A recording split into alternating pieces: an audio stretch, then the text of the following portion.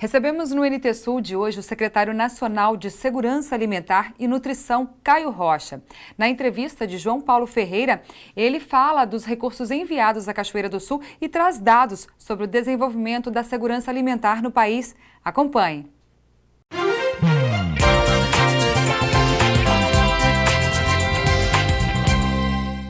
No NT Sul de hoje, nós recebemos a presença do secretário nacional de Segurança Alimentar e Nutrição, Caio Rocha. Obrigado pela presença, Caio. Muito obrigado, João. Uma alegria.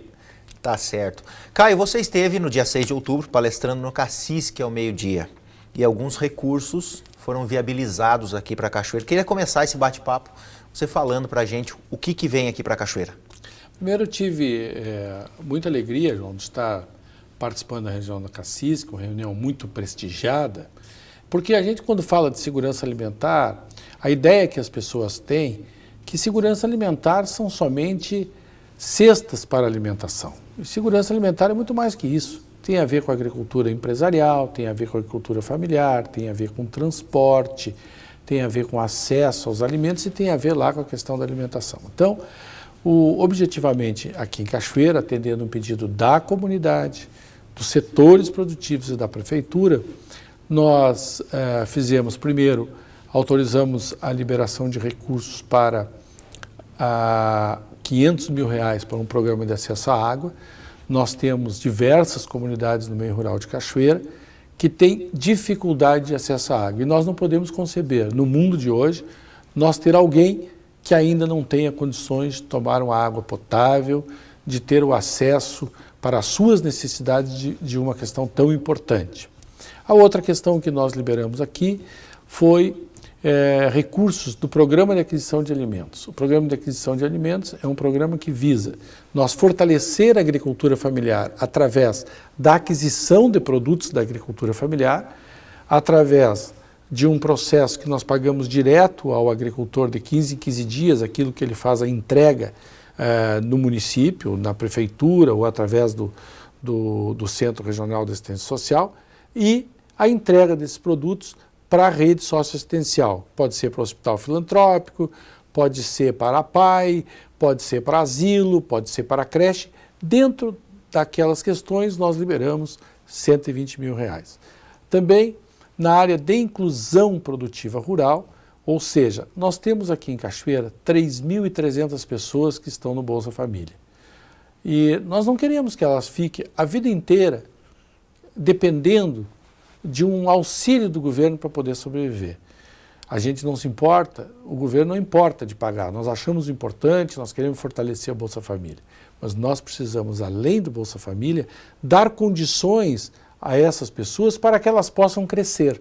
E com isso, assinei hoje R$136.800 para que a Emater pudesse selecionar os mais pobres, para que a gente colocasse a fundo perdido nessas famílias R$2.400, é pouco, mas ele também está fora do processo produtivo, e pagamos também assistência técnica para que ele em 2 anos possa estar dentro de um processo de inclusão produtiva rural. Por fim, nós autorizamos também um caminhão frigorificado, porque dentro do programa PAA, já que nós vamos trabalhar com os mais pobres, e dentro de um programa de alimentação, nós queremos poder ter a viabilidade desse processo, que não tranque, que o município não possa depois dizer, olha, eu estou comprando, não tem como transportar. Não, então nós estamos colocando à disposição da prefeitura, já autorizei o processo licitatório de um caminhão equipado, refrigerado,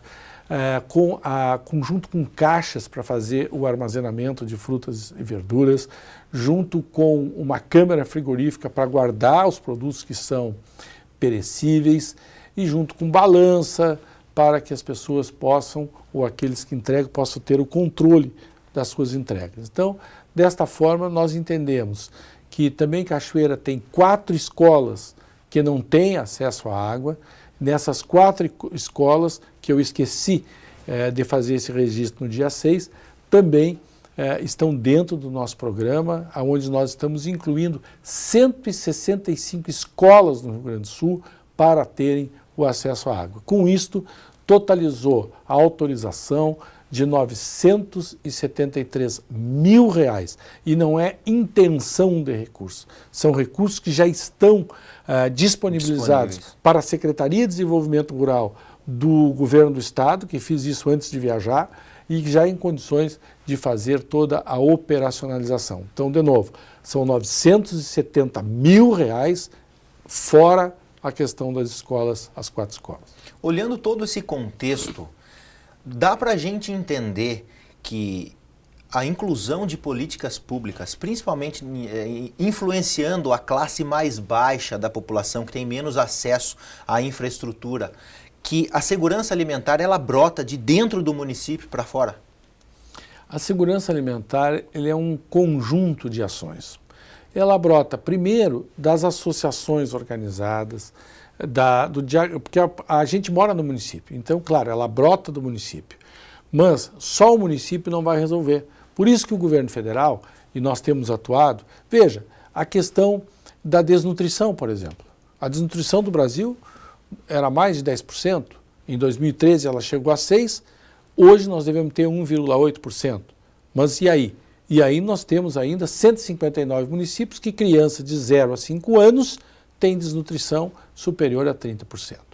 Então, nós temos ainda, o Brasil saiu daquilo que a FAO chama de mapa da fome. O que é o mapa da fome? É uma prevalência de que 5%, está abaixo de 5%, as pessoas e que não se alimentavam diariamente. Muito bem, mas hoje tu tem 7.200.000 pessoas que não se alimentam diariamente. Isso tem a ver com renda, tem a ver com acesso ao alimento, tem a ver com uma série de circunstâncias que nós temos políticas públicas para poder incluí-la nesse processo. Existe uma crise alimentar no Brasil? Eu diria o seguinte, um país que produz em torno de 200 quilos de alimento por pessoa ano, ele é um país que não poderia ter nenhum problema de alimentação. O Brasil produz 215 milhões de toneladas. Teria 1 tonelada por habitante. Então, João, tua pergunta é pertinente. Mas então por que tu tem 7.200.000 pessoas em vulnerabilidade? Primeiro, o Brasil é um país desigual. Né? Segundo, nós temos diferenças regionais muito fortes. A agricultura familiar aqui do Rio Grande é uma. A agricultura familiar do Centro-Oeste e do Nordeste é outra. E então essas pessoas que estão em segurança alimentar dependem muito de melhorar a renda, depende dessas políticas públicas de acesso à cidadania e isto ajuda muito, ajuda. Tanto que nós já baixamos de 5%. Agora o último levantamento de 2014 para 2016, os 5% que era de combate à fome, ou seja, da má alimentação, hoje já é 2,5%. Mas ainda é um grande caminho a ser percorrido em função do excesso de peso. 52% da população brasileira tem excesso de peso. 23% tem problema de obesidade. Aí o João já tinha me perguntado antes o seguinte, sim, mas e aí? E aí o seguinte, e o estado do Alabama, que tem 60% de obeso? Esse é um problema de uma alimentação que não é qualificada, é um problema de um programa que eu acho que nós temos que cada vez aprimorar mais junto com os nutricionistas. Por exemplo, a alimentação escolar, o PENAE, ele está presente a 41 milhões de alunos são fruto e usam o PENAE. Então, a nossa semente da alimentação saudável é ali, porque através de programas, hoje nós temos convênios no Brasil inteiro, aqui no Rio Grande do Sul é com a URGS, mas com diversas universidades do Brasil, para poder trabalhar a questão da alimentação saudável, que não é nada diferente do que a gente come, mas nós temos excesso de sal, nós temos excesso de açúcar, nós estamos lutando para fazer uma taxação dos refrigerantes, por quê? Para que se diminua o consumo de refrigerantes por causa do alto teor de açúcar, nós temos que colocar um selo nos produtos industrializados, mostrando que tem excesso de açúcar, excesso de gordura, que nem o cigarro. A opção é do consumidor, mas tem que saber o que está consumindo. No NT Sul de hoje, nós estamos conversando com Caio Rocha, secretário nacional de Segurança Alimentar e Nutrição.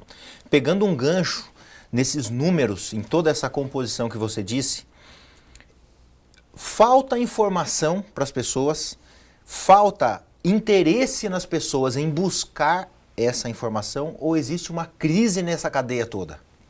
Eu acho, João, que o interesse vem da motivação. Se nós pudermos utilizar meios de comunicação, televisão, rádio, jornal, mídia social, isto não ensina as pessoas, mas isso motiva as pessoas. Desperta. Desperta. E aí eu acho que a educação nutricional é fundamental. E a educação nós vamos pelos meios de comunicação e nós vamos pela escola. E no questão daqueles que são adultos, nós vamos nos grupos de terceira idade, nós vamos nos sindicatos, nós vamos permeando isso. Só que isso tem que ser, assim como o cigarro, que passou a ser uma conscientização, nós temos que ter uma obsessão nisso, na questão da alimentação saudável, da qualidade da nossa alimentação, para que a gente possa viver mais e viver com qualidade. Agora, o aumento de peso, por incrível que pareça, ele é maior nas mulheres. Por quê? Mesmo tu aumentando a renda, tu termina, ou essa renda não adequada, porque quanto maior é a renda, tu come melhor, mais saudável.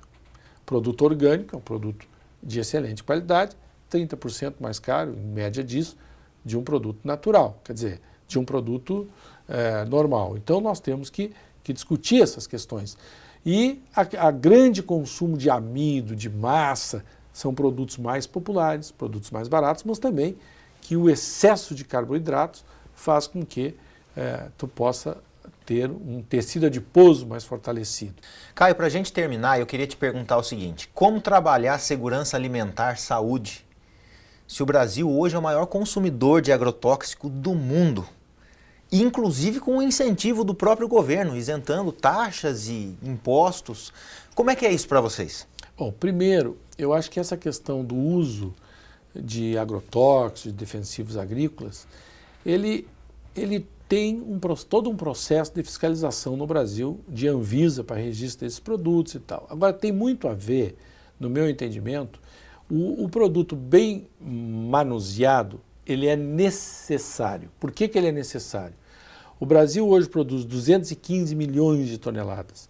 O mundo hoje tem 7 bilhões de habitantes, vai ter 9 bilhões de habitantes em 2050. Então, o Brasil vai ser responsável de ampliar os 215 milhões em 40% para fazer a sua parte no mundo. E nós temos que buscar cada vez mais biotecnologia, que vai dar a oportunidade de tu utilizar menos produtos que podem nos trazer toxicidade.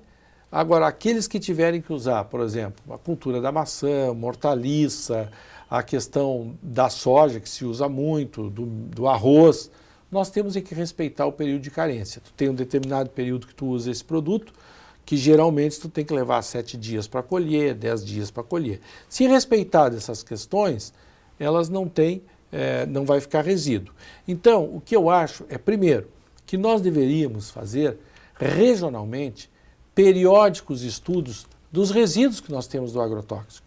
E se nós tivermos esse estudo de resíduo, isso vai conscientizar, porque cada um de nós vai ser um fiscal. Quando chega numa feira, quando chega na aquisição do produto no mercado, para ver se ele está cumprindo. E eu defendo também, João, e hoje isso é muito simples, que a gente possa fazer em todos os nossos produtos rastreabilidade. Então o produto vai no mercado, tem um selo que eu baixo um aplicativo no meu celular, puxo e enxergo. Esse produto vem do produtor fulano de tal. Então, se eu comer esse produto e aparecer algum problema, eu sei quem me vendeu esse produto e esse cidadão não vende mais para aquele mercado. Então, eu acho que nós temos que evoluir com práticas que não são caras, mas com práticas que vão favorecer o consumidor, nós consumidores. E quando a gente fala de orgânicos, o Brasil hoje é um exemplo na área de produtos orgânicos. Mas vocês sabem quantas unidades produtoras de orgânicos tem no Brasil? 10 mil. E tem muito produto orgânico aí. Isso daria em torno de 100 mil produtores. Nós temos 5 milhões de agricultores no Brasil, em torno de 100 mil de orgânicos. Então, eu aproveito aqui a TV Cachoeira para dizer o seguinte: produtor de orgânico que tem certificação, ele tem selo. E ele tem selo e tem registro. Então, ele está vendendo lá, eu sou produtor de orgânico certificado, me dá teu número. Ele tem que ter um número. Então, é isso. Eu acho que a gente tem que fazer as coisas, se elas estão regulamentadas, nós vamos ter um processo de alimentação saudável. E tu só vai ter alimentação saudável. Não basta pela legislação ter a fiscalização. A fiscalização, a melhor fiscalização é a conscientização da população consumidora. Principalmente quando compra o alimento, não só quando comercializa, mas no Principalmente comprar, né? quando compra, que é a alimentação e a saúde da gente. Então tá certo. Quero agradecer você, Caio, de deixar as portas da TV Cachoeira abertas quando estiver passando pela região aqui. Estamos sempre à disposição aqui para recebê-lo. Agradeço muito, João, a oportunidade. Já vi que você é um especialista nessa área de segurança alimentar pelas perguntas que me fizeste. E eu, como cachoeirense, em que pese não ter nascido na cidade de Cachoeira, mas eu nasci na barragem do Caparné, que é um distrito de Cachoeira, fico muito satisfeito em poder estar aqui trazendo os esclarecimentos para esta emissora de televisão de grande audiência. Muito obrigado, João, viu? Muito obrigado mesmo. Então tá certo. Darcy, eu volto com você aí no estúdio. Obrigada, João Paulo. O NT Sul desta quarta fica por aqui. Amanhã, feriado, nós estaremos aqui. Contamos, é claro, com a sua companhia. É a partir do meio-dia. Eu espero você. Boa tarde.